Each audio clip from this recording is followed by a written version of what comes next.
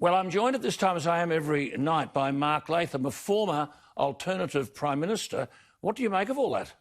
Well, Alan, the universities have been incredibly greedy over a long period of time. You know, they've ridden the Chinese rivers of gold to the point where, you know, these are amazing statistics that Sydney University gets 29% of its revenue from Chinese overseas students, 27% at the University of New South Wales. Now, they've been caught out in the COVID period, but that level of dependence is not just a question of Chinese political interference and these research relationships.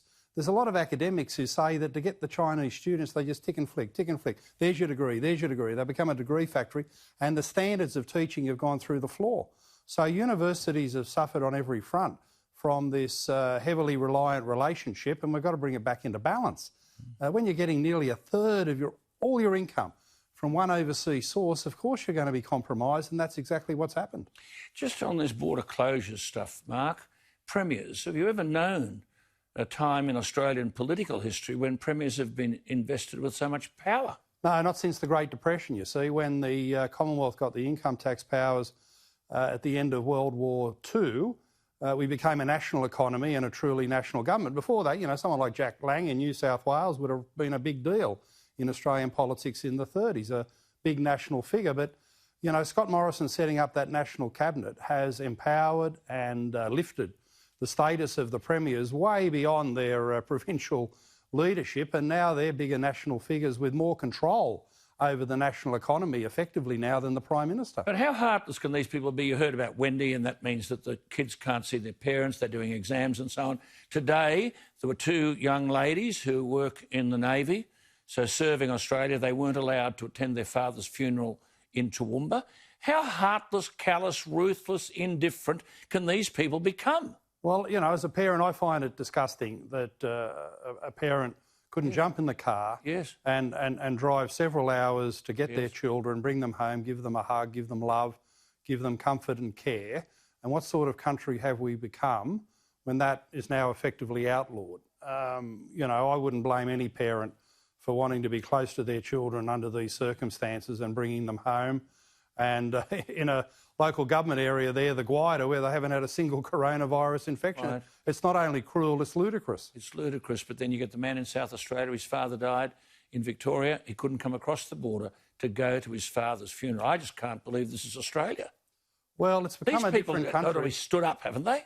Well, the prominence of these state premiers means we've gone back to being 6 colonies. Yep, that's it. You know, we've rewound to pre-federation times, which is a dreadful thing for our national coherence and our national unity and our national compassion. Now, tell us about Wear It Purple Day in New South Wales. I've never heard of this. Wear It Purple. They put it on every year. Friday. Yeah, they put it on every year at Wallacia Public School in Western Sydney. They had the picture there of the kids saying it was empowering young rainbow people to wear the purple colours or purple hair dye. These are kids as young as 5. Now, I don't believe that any 5-year-old, they're struggling to learn the alphabet A to Z, let alone LGBTIQ and what all that means.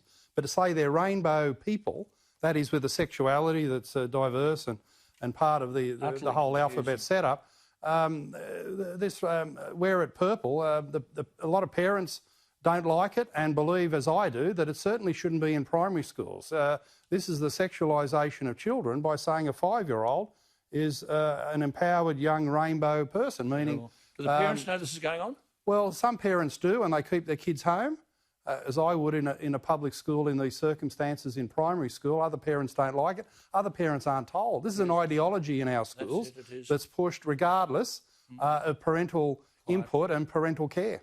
Just another one I want to ask you about this Snowy 2.0. Now, Malcolm Turnbull said in 2017 it cost $2 million, and it'll be up and running in 2021. It's going to cost more than $2 billion. It's going to cost more than $10 billion. It's got no hope of being up and running in 2021. And the energy that they're going to take the water up to the reservoir, go on. Yeah, well, I don't know about $2 billion, but in his own memoir, he's admitted it costs $11 billion. And we've now got the report from the energy experts saying it won't be worth a cracker until 2033. That's it. So this is the greatest waste of money, all the things you could spend $11 billion on. This is a white elephant that doesn't become functional until 2033. So Malcolm Turnbull, boy, what a legacy. Well, they say if it won't be storing. I noticed it's that we'll pay that 11 billion that you're talking about, 12 billion something, doesn't pay for the transmission. Now, I understand here they'll need 27 kilometres of new tunnels. Yeah, it must be the world's longest water tunnel. Yeah, and you lose 27 kilometres. Yeah, you lose all the hydro value in the friction as the water comes down. So it's not even well designed. And if you went out to regional Australia and said, look, here's $11 billion we can spend on dams or roads or rail lines, instead of something that won't be operational until 2033, they'd grab the 11 billion and you wouldn't have any change left for all the good things they'd use it for. So complete. But again, we talk about ideology. This is the renewables ideology at any cost. That's it. At any cost, at any inefficiency. That's it.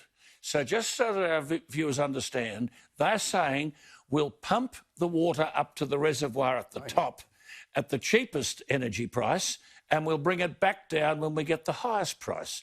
Is this Alice in Wonderland stuff? Well, this is why they do it. And why? Why? Not because they've got baseload, reliable 24/7 coal-fired power or 24/7 nuclear power. They have to do this. They have to do this as so-called storage for renewables. When the sun's not shining, the wind's not blowing, they haven't got any storage. So this hydro is regarded as a storage scheme where they say they'll pump it up using electricity from the sun shining in the middle of the day and they let it flow down when the sun's gone down at night. So you can't make this stuff up. It is Alice in Wonderland. And along those lines, Alan, if you don't know where you're going, any road will take you there. Any road will take you there. Good to talk to you, Mark Latham, the One Nation leader in the New South Wales Parliament, always talking sense.